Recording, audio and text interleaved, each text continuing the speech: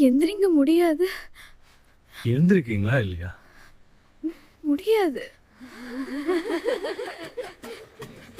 உறவுகள் அனைவருக்கும் அன்பான வணக்கம். விஜய் பாடம் நடத்திக்கிட்டு இருக்காரு. கரெக்டா பாடம் நடத்தி முடிச்சுட்டு வவுச்சர்ல எழுதிட்டு இருக்காங்க. ஏதோ எழுதுறாங்கல்ல, பேனா வச்சுக்கிட்டு இப்படி குனிஞ்சு அங்கிட்டு வேற பக்கத்து பார்க்க, அங்க வர நம்ம காவேரி அந்த பேனாவ எடுத்து டபக்குன்னு எடுத்து பின்னாடி தலைக்குள்ள சொருகிக்கிறாங்க. விஜய் அப்படியே நிமிர்ந்துட்டு பேனாவ பார்க்குறாங்க, காணோம். எங்க ஐயோ! இங்கிட்டு அங்கிட்டு பார்த்துட்டு, "ஏய் பார்த்தீங்களாடா பேனா?" அப்படின்னு கேட்க, "சார் எங்களுக்கெல்லாம் தெரியாது, தெரியாது." அப்படிங்கையில காவேரி பார்க்குறாங்க. காவேரி பார்த்துக்கிட்டு, "உனக்கு என்னங்க வேலை? கிளம்பு" அப்படிங்கிறாரு. "சும்மா பார்க்க வந்தேன். எப்படி பாடம் நடத்துறீங்கன்ட்டு. ரொம்ப தான் பிஹேவ் பண்றீங்க.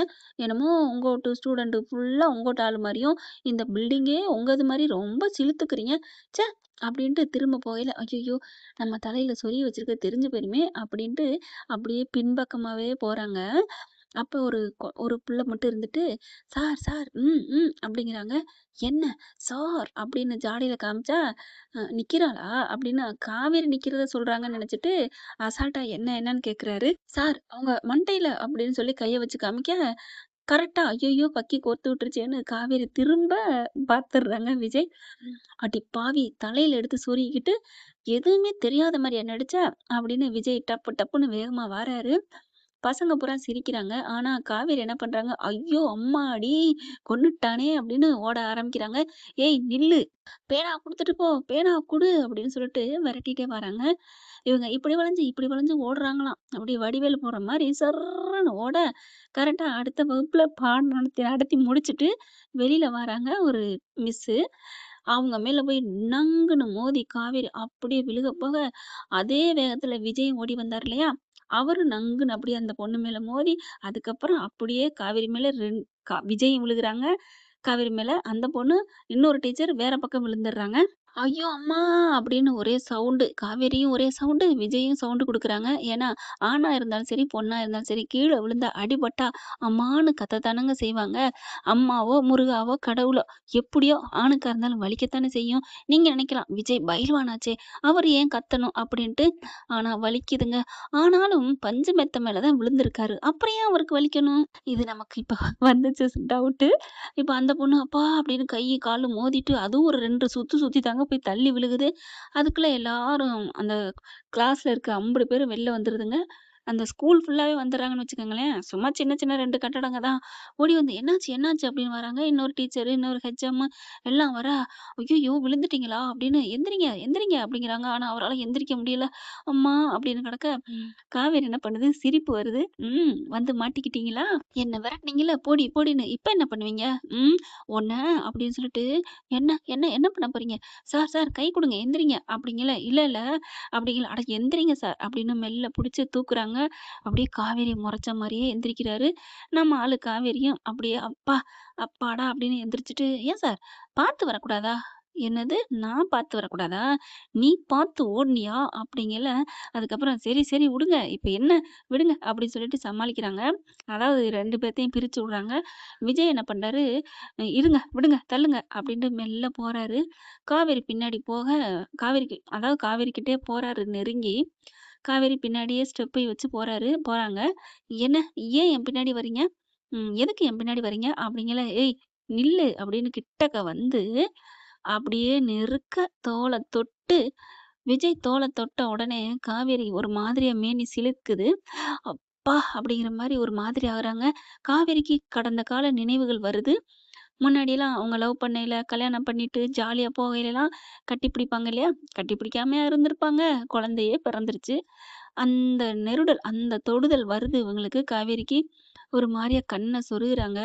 இவரு கிட்டக்க வந்து அப்படியே அணைச்சுர்றாருங்க காவேரிய. அணைச்ச கையோட தன்னையே மறக்குறாங்க. இவங்க எல்லாரும் ஐய்யய்யோ! ஏன்னா ஸ்கூல் இல்லையா? அவர பொறுத்தவரைக்கும் வேற விஷயத்துக்கு தான் காவேரிய தோள்ல சாய்க்கிறாங்க. ஆனா எல்லாரும் கண்ண மூட, அப்படியே விஜய் பார்க்குறாரு. என்ன எல்லாரும் ஒரு மாரியா நம்மள பார்க்குறாங்க. ஐயோ! கொய்யோ! முய்யோன்னு அவங்க அவங்க பாட்டுக்கு பேச, விஜய் என்ன பண்றாரு, நில்லுங்க நில்லுங்க ஒண்ணும் இல்ல" அப்படின்னு சொல்லிட்டு. ஆனா காவேரி ஒண்ணுமே பண்ணலங்க. அப்படியே தலைய குனிஞ்சுகிட்டு, அப்படியே தோளோட சாஞ்ச வாக்குல ரசிச்சுக்கிட்டு அனுபவிச்சுட்டு இருக்காங்க அவங்க தொடுதல. அதாவது விஜயோட தொடுதலையும், அரவணைப்பையும் அனுபவிச்சுக்கிட்டு இருக்காங்கன்னு சொல்லலாம். நம்ம தலைவர் அப்படியே போயிட்டு என்ன பண்றாருன்னா, ஆ நம்ம ஃபேன்ஸ் கணிச்சிருப்பீங்களே! கரெக்ட்டுங்க. அதுதான். நம்ம காவேரி செல்லாக்குட்டி தலையில பின்னாடி பேனா சொருகியிருக்காங்க இல்லையா? அதத்தாங்க சரட்டுன்னு எடுக்குறாரு. எடுத்துட்டு அப்படியே தூக்கி நிமிர்த்தி விடுறாங்க. காவேரிய அப்படியே திடுக்குன்னு தூக்கி போடுது. அட பாவி! பேனாவ பாத்துர்றாங்க காவேரி. இந்த பேனாவுக்காகத்தான் இந்த இது பண்ணாரா? ச்சே! நான் கூட ஒரு நிமிஷம் ஆடி போயிட்டேன் போ. ஐயோ! காவேரி நீ கொடுத்து வச்சது அவ்வளோதாண்டி. நீ போயும் போயும் இருந்து இருந்தும் இந்த சாமியாரையா நீ லவ் பண்ணணும்? ஆமா, ஆமா. பேர்ல தான் சாமியாரு. பேர்லயும் சாமியாரு, செய்கையிலயும் சேமியாரு. செய்கையிலயும் சாமியாரு. சேமியான்னு வந்துருச்சுங்க. சாரிங்க. இப்ப அத எடுத்துறாரு. எல்லாருமே, ச்சே! சார் பேனாவத்த எடுத்தீங்களா? அதுக்குள்ள பாத்தீங்கன்னா, ஆளாளுக்கு, "என்ன சார் இப்படிலாம் பண்றாரு? ஐய்யய்யோ!" அப்படின்னு பேச ஆரம்பிச்சுருச்சுங்க. அங்க ஒருத்தவங்க நல்லவங்களும் இருப்பாங்க இல்லையா? "ச்சே! அப்படிலாம் பேசாதீங்க" அப்படின்னு சொல்லிக்கிட்டு இருந்தாங்களா, இப்ப அவரு பேனாவ எடுத்தோனே, "பாத்தீங்களா? நான் சொன்னேன்ல, சொன்னேன்ல" அப்படின்னு எல்லாரும் சொல்ல, அப்படியே பாத்துட்டு சாரி, சாரின்ட்டு, "சார், சாரி சார்" அப்படின்னு எல்லாரும் டப்புன்னு ஒத்துக்குறாங்க. "ஏன்? எதுக்கு சாரி கேட்குறீங்க?" அப்படின்னு விஜய் கேட்க, "இல்ல உங்கள நாங்க தப்பா நெனச்சுட்டோம்." "என்னைய எதுக்கு நீங்க தப்பா நெனைக்கணும்?" "அது இல்ல சார், விடுங்க சார்" அப்படிங்கிறாங்க. "இல்ல, இல்ல நீங்க சொல்லியே ஆகணும். என்னைய எதுக்கு தப்பா நெனைக்கணும்?" "இல்ல அந்த பொண்ணு மேல விழுந்து கிடந்தீங்க. சரி, அவங்க விழுந்தாங்க. விரட்டிட்டு வந்தேன். விழுந்துட்டோம். இதுல என்ன இருக்கு? அதுக்கப்புறம் நீங்க 2 பேரும் ஒருத்தர ஒருத்தர் பார்த்துக்கிட்டீங்க. சரிங்க. அதுக்கு ஏன் நீங்க சாரி கேட்குறீங்க? அதுக்கப்புறம் ஒண்ணும் இல்ல. எந்திரிச்சு நின்னதுக்கப்புறம் அந்த பொண்ண கிட்டக்க போனீங்க. ஆமா போனேன். அந்த பொண்ணுகிட்ட போயிட்டு உங்க மார்போட அணைச்சுக்கிட்டீங்கல்ல. ஓ! அட பாவிங்களா! இதுக்குத்தானா? உடனே கற்பனை பண்ணிட்டீங்களா? ஆமா சார். நாங்க கூட என்னடா இவ்ளோ பப்ளிக்கா கட்டி பிடிக்கிறாரே! அதுவும் தலைக்கு பின்னாடி மார்போட அணைச்சு கைய கொண்டுட்டு போறாரேன்னு உங்க மேல தப்பா நெனச்சுட்டோம் சார். ஆனா கடைசியா தான் தெரிஞ்சுச்சு. போதும், போதும், போதும். அதுக்கப்புறம் நீங்க ஒண்ணும் சொல்ல வேணாம். நான் பேனாவ எடுத்தேன். உடனே நீங்க எல்லாம் தப்புன்னு நெனச்சுட்டீங்க. அதானே? ஆமா சார். மன்னிச்சுக்கோங்க சார் அப்படின்னு எல்லாரும் உக்கி போடுறாங்க. ஏன்? எதுக்குப்பா? இல்ல சார். இந்த ஸ்கூல பொறுத்தவரைக்கும் நேர்மையா இருப்போம். உண்மையா இருப்போம். தப்புன்னு தெரிஞ்சா உடனே நாங்க மன்னிப்பு கேட்போம். இதுதான் எங்களோட தாரக மந்திரம். அப்படியே விஜய்க்கு ஒரு மாதிரி ஆகுது. பரவாயில்லையே! இந்த ஊர்ல இவ்ளோ நல்ல மனுஷன்லாம் இருக்கீங்களா? அதுவும் கரெக்ட்டா தப்புன்னு தான் தப்பு பண்ணா யாருமே இந்த காலத்துல ஒத்துக்க மாட்டாங்க. ஆனா நீங்கலாம் ஒத்துக்கிட்டீங்க. சபாஸ் சூப்பர். இந்த ஊர்ல நானு இருக்கிறதுக்கு நான் ரொம்ப பெருமைப்படுறேன் அப்படிங்கிறாங்க. அதுக்கப்புறம் காவேரிய பார்க்குறாங்களா, சில இடங்கள்ல அப்பப்ப ரோஜா செடி அழகா இருக்கும். இடையில முள்ளு இருக்கும். அந்த மாரி ஒண்ணு ஒண்ணு இருக்கத்தான் செய்யும். அப்படின்னா தூக்கி வாரி போடுது. என்னது? நான் என்ன முள்ளா? நான் என்ன முள்ளா? அப்படின்னு கோவமா வர்றாங்க காவேரி. அதுக்குள்ள ஒரு அம்மா வருது. பாட்டி அந்த கூட்டுற அம்மா.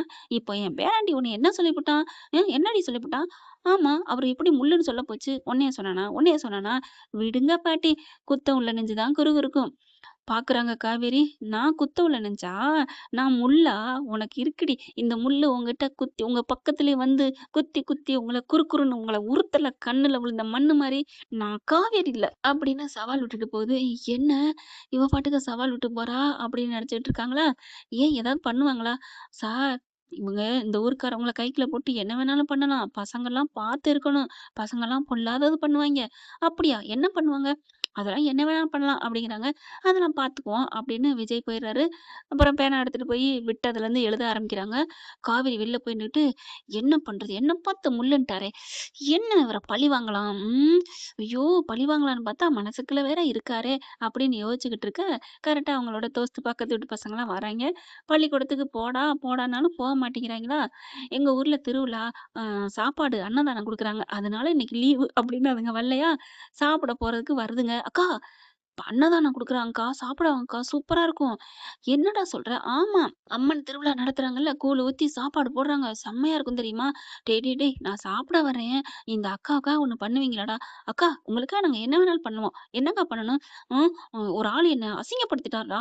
"சரி, இப்ப என்ன பண்ணணும்? அந்த ஆளு எங்க இருக்காரு சொல்லு. அவர் மூஞ்சில நம்ம" "டேய், டேய், டேய் அதெல்லாம் பஞ்செல்லாம் குடுக்காதீங்க. அவரையும் கொஞ்சம் அசிங்கப்படுத்தணும். அவ்வளவுதான்." அப்படிங்கிறாங்க.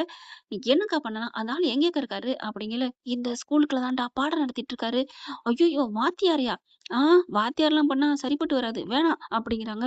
"டேய் ஏதாவது பண்ணணும்டா. எனக்கு கோவம் வருதுடா." "என்ன பண்ணலாம்? அவருட்ட செருப்பு இங்க ஏதாவது இருக்கா? ஆணிய உள்ளுக்க வச்சு விட்டுருமா?" "டேய் அடப்பாவிங்களா! அந்த அளவுக்குலாம் நான் ரொம்ப பண்ணலடா. நீ தானக்கா சொன்ன." "டேய் நான் பழி வாங்கணும்னு சொல்லடா. அவர கொஞ்சோன்னு டீஸ் பண்ணணும். அவ்வளோதான். அப்படின்னா என்னக்கா பண்ணலாம்? யோசிப்போமா?